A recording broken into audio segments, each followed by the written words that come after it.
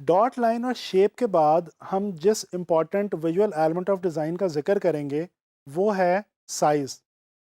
आइए जानने की कोशिश करते हैं कि साइज़ दरअसल है क्या और ग्राफिक डिज़ाइन के अंदर इसकी क्या इंपॉर्टेंस है। दोस्तों, साइज़ को कुछ इस तरह से डिफ़ाइन किया जा सकता है कि एक से ज़्यादा शेप्स, दो या दो से ज़्यादा शेप्स के बीच में मौजूद वेरिएशन को साइज़ कहा जाता है। दोस्तों, साइज़ वैसे तो आम तौर पे किसी भी शेप या ऑब्जेक्ट का हुआ करता है, लेकिन इसका सही अंदाज़ा हमें दरअसल उस वक्त होता है जब एक से ज़्यादा चीज़ों को हम आपस में कंपेयर करते हैं। ये कंपैरिजन दो या दो से ज़्यादा ऑब्जेक्ट्स का भी हो सकता है या एक ही ऑब्जेक्ट के अंदर मौजूद डिफरेंट पोर्शंस का भी हो सकता है। एक आम सी मिसाल से इसको समझने की कोशिश करते हैं। दोस्तों, फ़र्ज़ कर लीजिए कि आपके दो दोस्त हैं। एक की हाइट बहुत ज़्यादा है, यानी कि वो बहुत हाइट में लंबा है, और एक की हाइट जो है वो बहुत छोटी है। आप डेली भी अगर उन लोगों से दोनों से मिलते हैं, आपको उनकी हाइट का फ़र्क इतना मालूम नहीं होगा। अगर किसी दिन वो दोनों दोस्त आपके सामने इकट्ठे खड़े होंगे, तो डेफिनेटली आपको अचानक अंदाज़ा होगा कि यार इन दोनों अफराद की हाइट के अंदर बहुत ज़्यादा डिफरेंस है।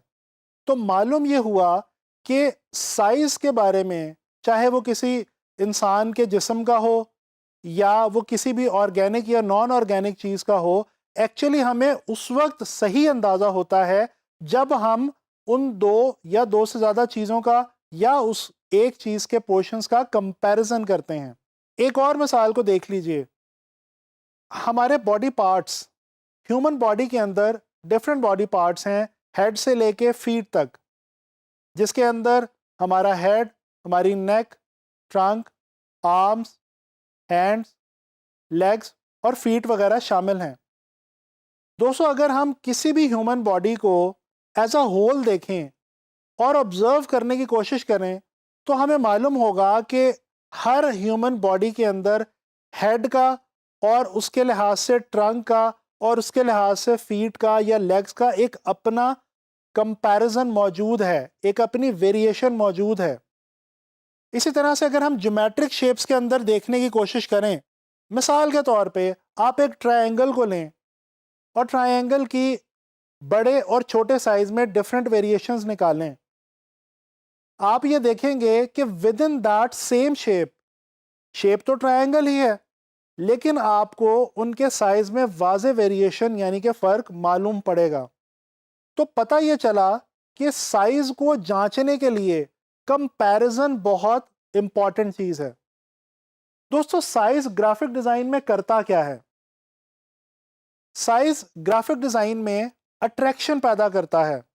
इसके अलावा चीज़ों को ऑर्गेनाइज करने का काम करता है, और इसके अलावा बाज़ औक़ात किसी भी चीज़ के फंक्शन को जस्टिफाई करता है। कुछ डेली लाइफ एग्जाम्पल से देखने की कोशिश करते हैं कि साइज ये तमाम काम किस तरह से करता है। दोस्तों, अट्रैक्शन की बात अगर की जाए, तो हमें बीइंग ह्यूमन बीइंग बहुत ऊंची और लंबी इमारतें बहुत अट्रैक्ट करती हैं। इसी तरह से बाज़-औक़ात राह चलते हुए आपको कोई छोटा सा जानवर या कोई छोटा सा फूल या कोई छोटी सी पड़ी हुई चीज़ ज़मीन पे बहुत अट्रैक्ट या अपील करती है। यानी कि चीज़ें जब साइज़ में बहुत बड़ी या बहुत छोटी हों, तो वो आपको अट्रैक्ट करती हैं। इसी तरह से अगर हम किसी भी ग्रुप ऑफ पीपल का ग्रुप फ़ोटो खींचने की कोशिश करें, तो सबसे पहला काम हम क्या करते हैं? फोटोग्राफर सबसे पहले ये रिक्वेस्ट करता है कि कम हाइट वाले लोग आगे की तरफ आ जाएं और ज़्यादा हाइट वाले लोग पीछे की तरफ चले जाएं। बेसिकली उस वक्त फोटोग्राफर कर क्या रहा है? वो साइज और हाइट के मुताबिक ऑर्गेनाइज करने की कोशिश कर रहे हैं उन लोगों को। इसके अलावा एक और एग्जांपल देखिए। फर्ज कर लीजिए कि आपको अपनी फैमिली के लिए एक कार परचेज करनी है। आपकी फैमिली के ग्रुप ऑफ पीपल जो है वो 5 से 7 लोग हैं। डेफिनेटली आप जब मार्केट में जाके अपनी फैमिली के लिए गाड़ी देखना शुरू करेंगे तो आपकी कोशिश ये होगी कि आप वो गाड़ी खरीदें जिसका साइज इतना हो कि आप अपनी 5 से 7 लोगों की फैमिली को उसमें इजीली अकोमोडेट कर सकें। तो बेसिकली एक हमारा डिसीजन गाड़ी परचेज करने का ये भी साइज पे डिपेंड कर रहा है, या इन अदर वर्ड्स साइज जो है वो हमारे इस डिसीजन को जस्टिफाई कर रहा है। अगर प्योरली ग्राफिक डिज़ाइन के हवाले से बात की जाए तो ग्राफिक डिज़ाइन के अंदर भी साइज जो है वो अट्रैक्शन भी पैदा करता है, चीज़ों को ऑर्गेनाइज भी करता है। चीज़ों को ऑर्गेनाइज करने के हवाले से एक बहुत ही बेहतरीन मिसाल देखिए। गौर से कभी न्यूज़पेपर और मैगज़ीन को पढ़ने की कोशिश करें। आप देखेंगे कि जो सबसे इम्पॉर्टेंट लाइन होती है यानी कि हेडलाइन, उसका साइज सबसे बड़ा होता है। उसके बाद सेकंड नंबर पे इम्पॉर्टेंट जो टेक्स्ट होता है उसका साइज उससे कदरे कम होता है, और उसके बाद जो डिटेल टेक्स्ट होता है यानी कि बॉडी टेक्स्ट, उसका साइज इन दोनों से कम हुआ करता है।